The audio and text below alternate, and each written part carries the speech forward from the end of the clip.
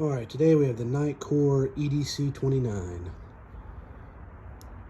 Perfect for everyday carry because of the shape. Got that clip on it. There's your charging port. You have a lockout switch, which is cool. Then you got your momentary on button, which is your turbo. And then you have your power button.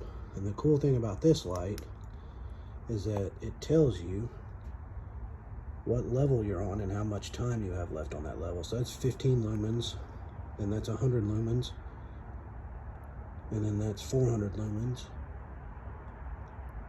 and then you got 1200 lumens. So that's 1200 lumens, and it's really bright. But then you also have the turbo mode, which is crazy bright.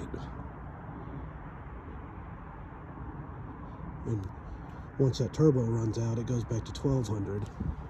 You see it recharging back to be able to use the turbo again.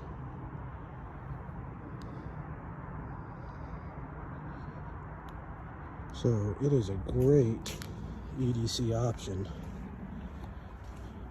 because you have all the different levels you can use, and you have this lockout switch, and it fits great